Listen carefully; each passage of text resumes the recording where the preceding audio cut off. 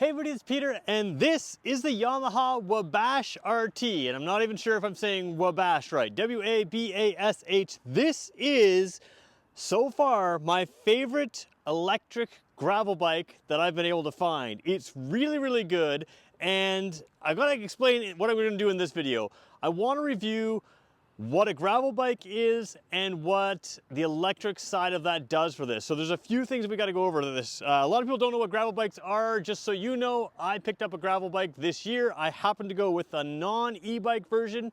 I absolutely love it. It's my favorite bike ever. I also kept an e-bike for more casual use. If I was to combine my two bikes into one because I was only able to have one, this would be it. But that's the reason I may refer to my gravel bike and my e-bike, and it's not this bike. I had the e-bike before this came out, and gravel bikes are great for fitness, and they're kind of the newest and fastest growing trend in bicycling. And there's a lot of things that are different than a road bike, even though you see sort of these handlebars and you think, oh, it's just a road bike with bigger tires. So if you've ever driven a road bike and you've found it just to be a little bit unstable, not super comfortable for you, all those things, this one is not that. A gravel bike is an all-terrain bike that has road bike-like bars, but they are different, we'll talk about that. But the geometry is also different to give you some more stability, to have a little bit more fun, and we'll talk about all that and more in this review. Now, normally I'm filming up beside me here at the McLean Sports sign, so I do want to point out that I'm filming here at McLean Sports. They give me complete access to their entire vehicle lineup, and this is one of their vehicles. This is an electric bike. We're going to talk about it in this video, so let's get going. So the reason that I'm not filming in front of the sign is because this bike does not have a kickstand as equipped. So that's one thing worth noting. A lot of the e-bikes will come with kickstands. This one and most gravel bikes do not come standard with a kickstand. So that means I'm working in front of the ATV to pickup truck loader right here because it's in the same general area. We'll have some peace and quiet, but we also get to sort of show you this bike. So let's talk about what a gravel bike is. First of all, the geometry is a little bit more relaxed, and what that means is it's a little bit more mountain bike-like, and it's better for stability. It also still has these road bike-like bars that put you in a more aerodynamic position, and it's actually quite a comfortable position. And if you've ever thought about a narrow seat on a road bike and thought, oh, those narrow seats don't look comfortable, remember that your sit bones are kind of like that. So when you're sitting upright, you need a wider seat, but when you lean forward, the seat needs a narrower sit area. So these seats can actually be very comfortable. This one has a dropper post. We're going to talk about what that means in a second, but I want to talk about these handlebars for a second. So we're going to come around the backside. I'm going to try to show you a view that shows why these handlebars are different than a road bike. So if you take a look at these handlebars from the rider's perspective, or essentially the rider's perspective, I'm still working with a tripod here, you can see that this is normally where you're going to ride on a modern road bike, but the flares down low, instead of dropping deep and straight down, they actually flare out. So the drop bars are flared out. That does a couple things for you. It allows you to have a more natural hand position rather than like this, more like this, and it gives you some width when you go low. So if you're driving on rough terrain, like mountain bike style terrain, you've got some width to you compared to a narrow road bike, which is purely aerodynamic. So you can still get in the drop bars. They don't quite drop as far as most road bikes, and they have a little bit better, more comfortable hand position that also benefits in giving you additional stability while you ride. Now, if you're wondering why I'm talking about all this off-road stuff, let's explain finally and completely what a gravel bike really is. So if you're around my age, and I won't say that right here on camera, but if you're around my age, a gravel bike of today is what a mountain bike was as of when we kind of grew up. Mountain bikes kind of took over when I was growing up, and basically they allowed us to go absolutely anywhere and do anything. Now, as bikes have evolved, most true mountain bikes have become things like, you know, just you can jump and you can do crazy things with, and they're really, really overkill for the average rider. So what this is a rethinking of what an all-terrain bike really needs to be. So it looks like a road bike to most people. As I mentioned, the suspension is a little different. The big key as well is that the wheels and tires are a little stronger than a typical road bike, and they are wider than the typical road bike, but not as wide as mountain bikes. And the idea with a gravel bike is it can take on a lot of rough terrain, that kind of thing, especially any kind of rail trails or even rough roads, potholed roads. You can do a little tiny jumps with these kind of things, but nothing crazy. The idea of having no suspension positioned here is to allow you still have the efficiency of a road bike, so you can really go a long ways fairly comfortably, but you're using your body as suspension. So again, if you need full suspension, that kind of thing, you're looking at mountain bikes. But if you want something that's really efficient and great fun and good body position for balance, these are the bikes that are really starting to take off. So let's take a closer look at what you get here at the gravel specific, and we'll talk about some of the really unique pieces that Yamaha puts on this as an e-bike and why those blended together makes for a really special bike. All right, so we're gonna look at the tires here, but we're gonna zoom in for a quick second there, and you can see just above the Maxxis Rambler, it says 700 by 45C. So, and the PSI recommended pressure is 35 to 60. The benefit of these is you're able to drop the pressure on these and soften out the ride a little bit, or pump them up for more of a road pressure. Now, road bikes have got wider tires than they used to when, again, I was a kid, because they found that actually wider tires makes you more efficient because they absorb some of the vibration.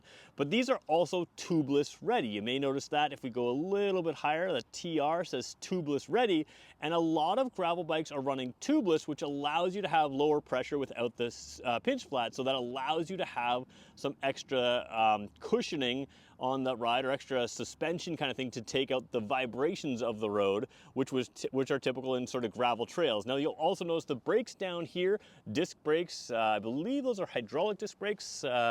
They are Shimano GRX, which is the GRX is their gravel component set. That's the same class of things that I have on my gravel bike. So you're getting true gravel components here, not discount components.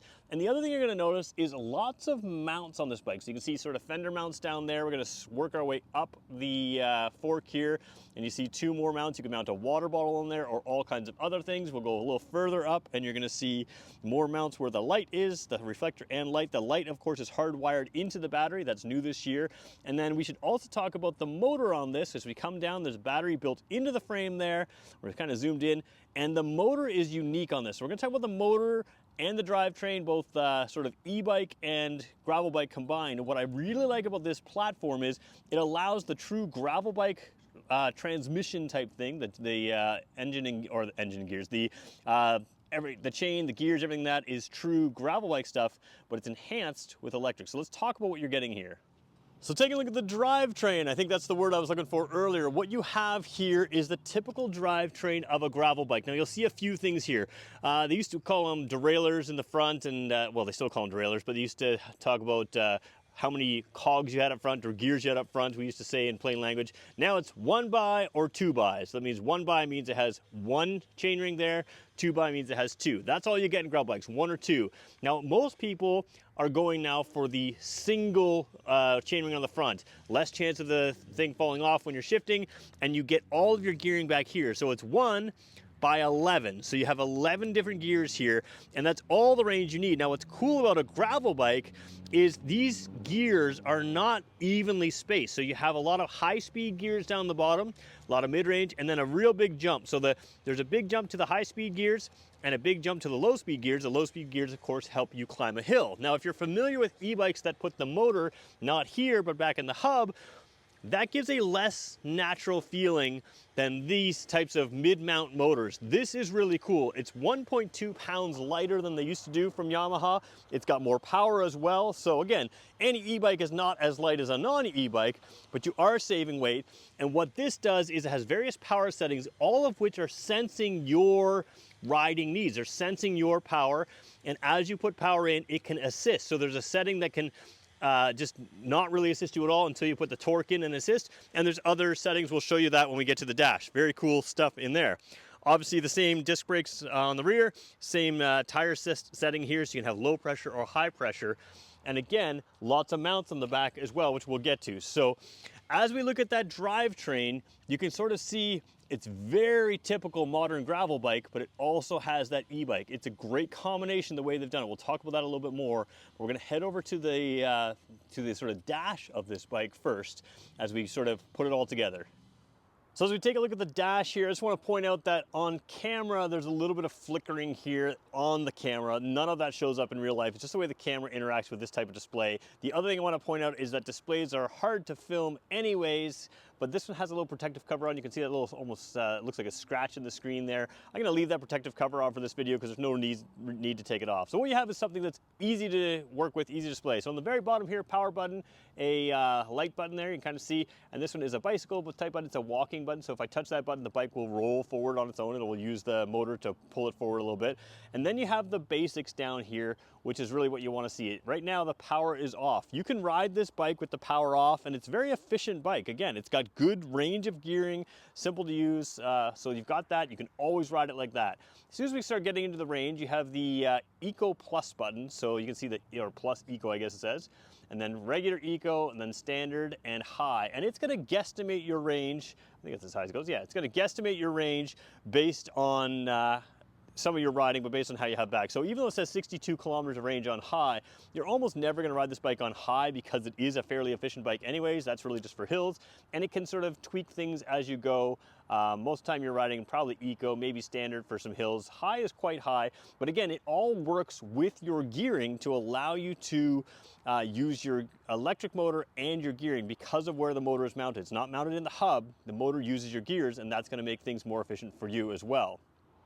Now, because this bike is designed for off-road, a dropper post is very, very popular with a lot of off-road bikes. And what it does is allows you to drop the seat out of the way when you're, say, descending a hill, or when you just want it out of the way for all kinds of different things. You want to get your butt lower. So when I have my weight on this seat, it'll push it down with a control. And then when I take my weight off this seat, I can tick a little lever here on the handlebars, and if I do it correctly, it jumps back up there. So you can see that you can just kind of get it out of your way and put it back in your way with the dropper post. Really handy for off-road to get that seat out of the way, put your weight balance exactly where you want. And that's part of the fun of a gravel bike, is you're actively involved in riding this bike. It's not a casual bike. So let's talk about that.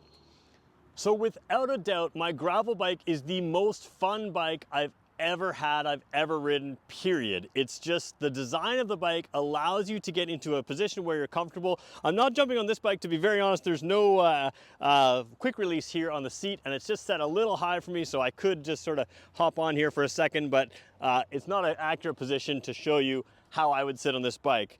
But what I love about gravel bikes is you're in this sort of aggressive, well-balanced position, but it is very comfortable. The general design of these frames allows you to feel like you're balanced front to rear. And because you have so many good hand positions, and a modern bike like this has nice padded hand positions, your hands are always on the brakes and by the gears to shift the gears. We can show you that in a second here.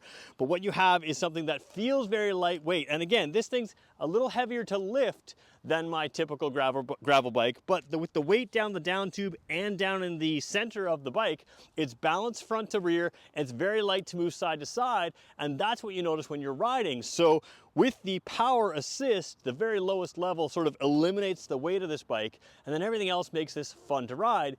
But the thing is, you can go absolutely anywhere. So if you want this to be your touring bike, where essentially you're riding with no power at all, and just when you get to hills you have the power assist, you can do that. We talked about these wider handlebars here. With these a little bit wider handlebars, you can fit a bag in here. There's a handlebar bag that fits these kinds of bikes and fits the style of these, gravel specific, and you can take extra gear. You can put a rack on the back and take all your camping gear. You can put touring racks in the front, so you can make this into a touring bike instead of those road bikes that are touring bikes, but this one can actually go virtually anywhere. Down some grass, down gravel, down dirt roads, fire roads, whatever you want to go on, you can go down, and it's super comfortable, super nimble, and super fun. And that's what makes gravel bikes unique.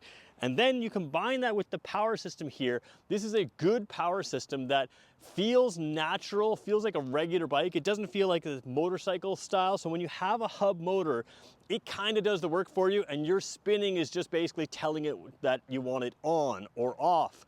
Whereas with this, it's more torque sensing, it's more specific, so you can keep it in the highest gear and drive really slowly, or you can keep it in low gear and drive really fast. It doesn't matter. A lot of the other ones that are hub specific, high speed or highest setting on the dash or on your display makes it the fastest, and you can't go slow when it's in that setting, so you can't get max power from the bottom. This allows you to use your gears. It makes it feel exactly like a regular bicycle, but you're just a stronger version of yourself. In other words, it can take 20 years off a body like mine and make it feel like you're just like that. Gravel bikes are amazing for that. So we'll show you how you shift gears here as well, because that's the hand position really matters with this kind of thing. And then we'll wrap up to help you decide if this is right for you.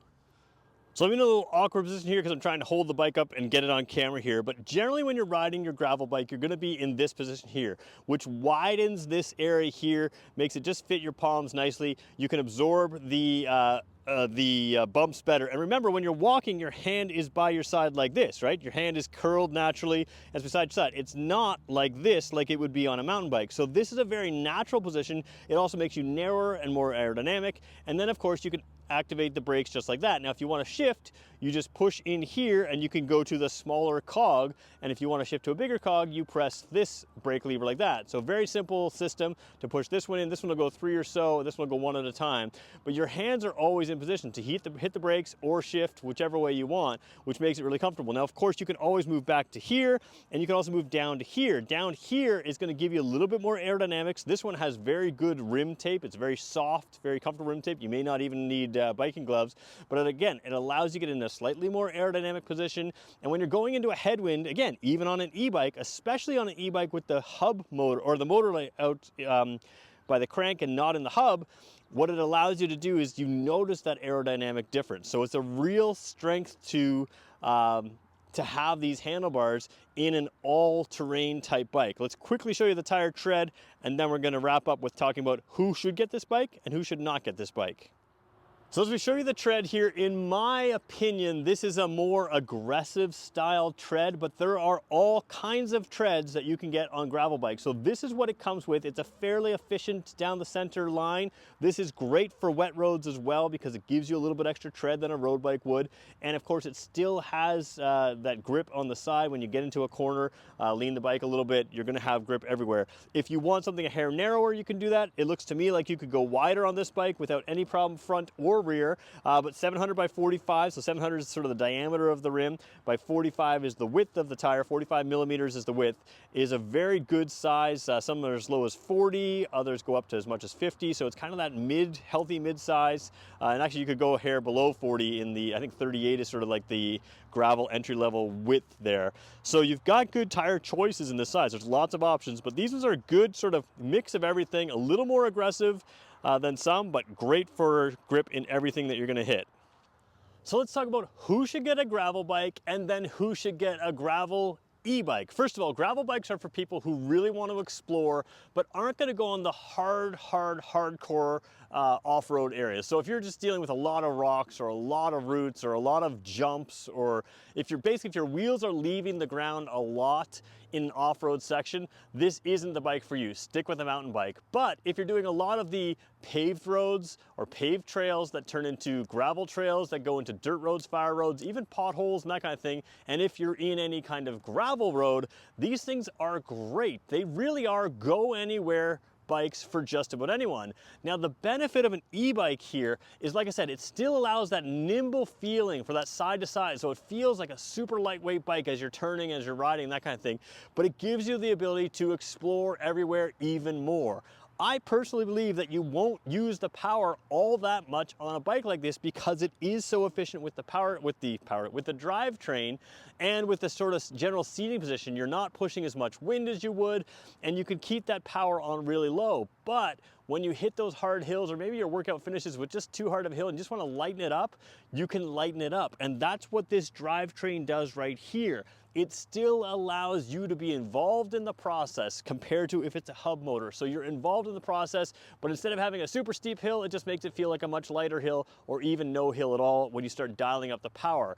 It's got enough gearing to go fast on your own, downhill, uphill, whatever you want to do, but it also has that powertrain to keep things in line. Couple little nice details about this bike. It's got a chain holder here that's going to keep that chain from skipping off when you hit that rough roads. You don't usually see that on a road bike because you're not bouncing around as much. A lot of the cable routing is through the bars here. This is an aluminum frame. A lot of times they don't do the cable routing through the frame when the battery's in there as well, but Yamaha sorted all that out. Again, this is the best gravel e-bike that I've found so far. It's on par with other regular gravel bikes in pricing. Obviously this one would cost more than a pure equivalent, but when you think that you get the Shimano GRX drivetrain here, you add the e-bike stuff, you can spend a lot more on a non-e-bike gravel bike, and all that's going to do is make it a little bit lighter and basically make it as easy to ride as this thing, but you're saving, and I mean, not even as easy to ride. With the power here, this thing's still gonna be easier to ride on all kinds of hills. So, if you want to adventure everywhere, if you want to take on the hills, want to still get fit, want to do all that stuff, but don't want to have to work too hard, that's what this bike is for, and it's the best one I've found so far. So there you go, I'm filming here at McLean Sports. If you want to check it out, I know it's the end of season right now. Great time to check this out. They have them in stock right now, and you can grab one now, be ready in the spring. It's still lots of good riding season right now, and it's beautiful to go explore the fall colors on a bike like this. So there you go, swing by McLean's, pick it up, and if you're interested in more e-bikes, stuff like that, let me know in the comments. Do me a favor, if you made it this far, give it a like, and maybe even subscribe. We'll talk to you in the next one.